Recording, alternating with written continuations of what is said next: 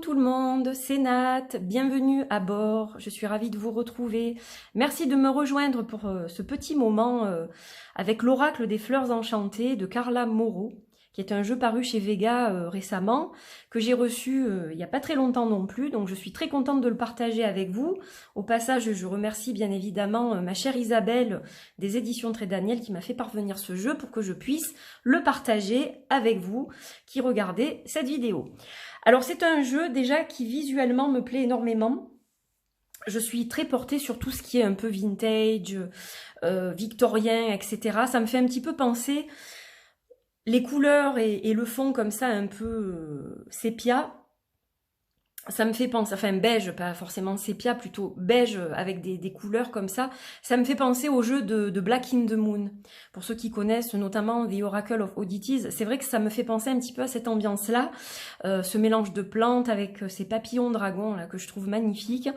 Et donc c'est vrai que tout de suite il m'a captivé celui-ci, il m'a attiré l'œil et il est vraiment très joli. Vous allez voir, c'est un jeu qui est vraiment sympa. Donc je suis très contente de le partager aujourd'hui avec vous. Donc une boîte rigide, comme d'habitude, hein, chez Vega et Très Daniel. On a vraiment des boîtes qui sont sympas comme... Alors quel message vous réservent ces fleurs enchantées? Chaque carte de cet oracle fascinant présente un dragon aux ailes de papillon, se posant sur un bouquet de sagesse.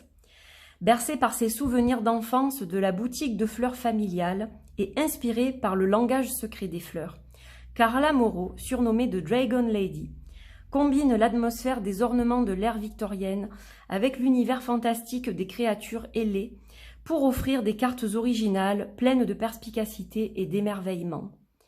Les fleurs portent des messages. Au-delà des mots, elles transmettent l'espoir, l'amour, la beauté, la sérénité, l'encouragement et plus encore.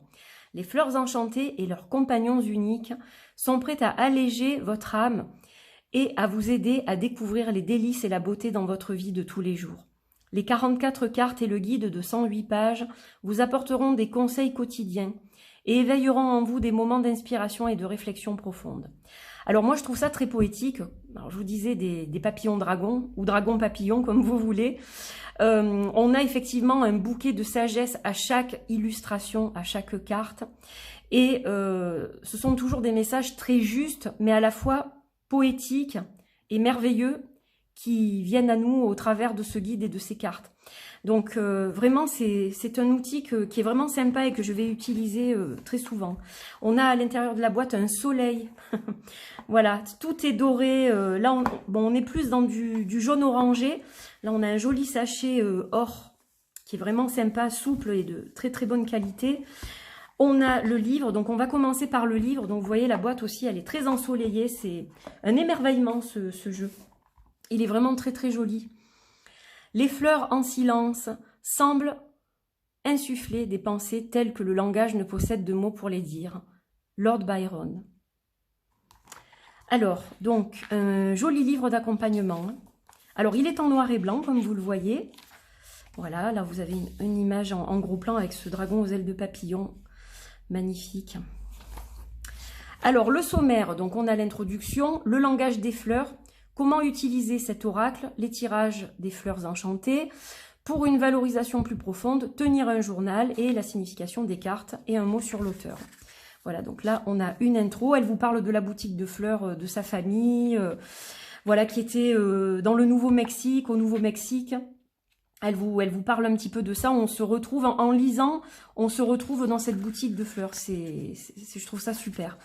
Donc voilà, vous avez une explication sur le langage des fleurs, utiliser l'oracle, comme je vous disais. Les tirages des fleurs enchantées. On a l'alignement des chakras, très intéressant. Et je pense que je commencerai par celui-ci, personnellement.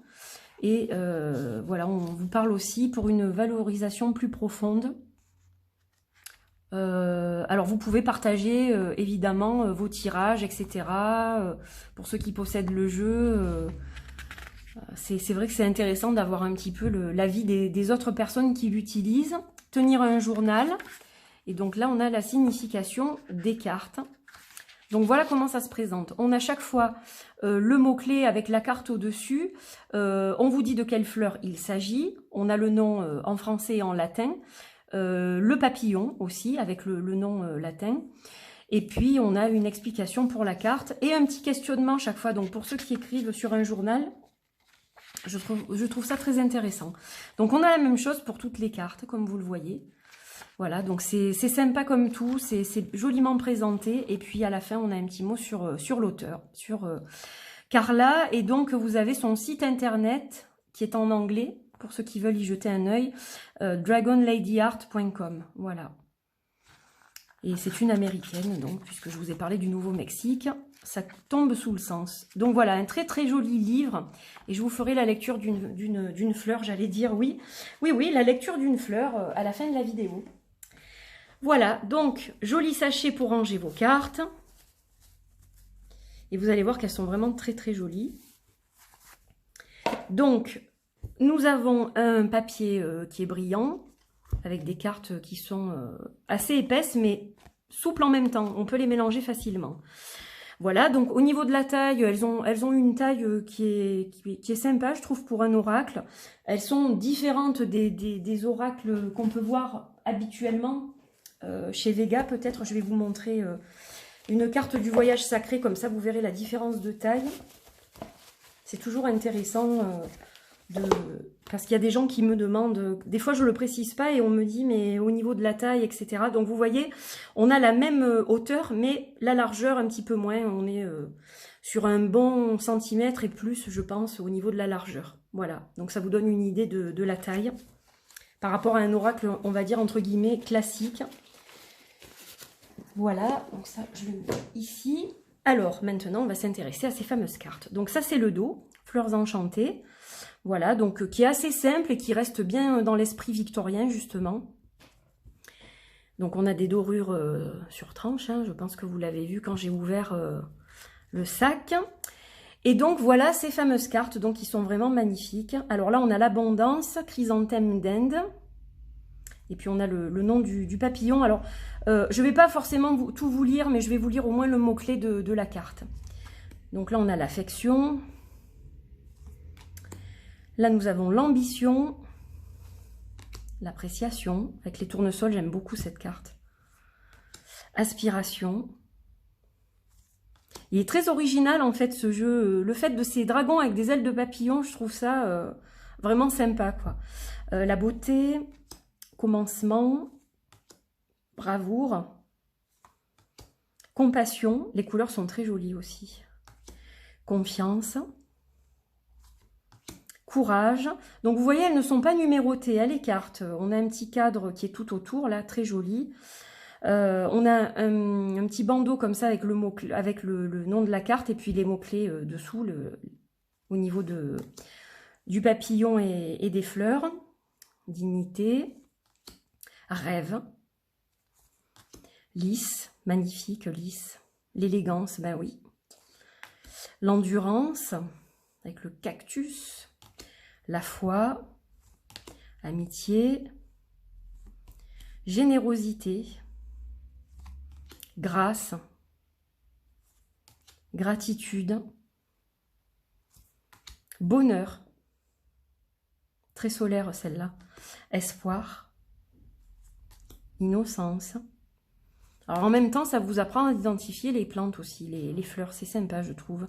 Inspiration, joie, amour, chance, magnificence, souvenir, passion, patience, paix, persévérance, fierté, prospérité, protection, sérénité, sincérité, spiritualité, avec le cerisier du Japon, et j'adore les cerisiers. C'est tellement beau, les fleurs de cerisier, je trouve ça magnifique. La force, bienveillance, tranquillité, elle est trop belle celle-là, vérité et sagesse. Donc vous voyez, ces cartes, elles sont vraiment sublimes. Il y a de très très belles couleurs, les couleurs sont très jolies. Il y a vraiment une harmonie entre les dragons papillons et les fleurs. Au niveau couleur, au niveau je sais pas, disposition, etc. Je trouve ça très bien réalisé. Il est vraiment très très joli ce jeu. Très original aussi, très très original, et j'aime beaucoup les choses qui sortent de l'ordinaire.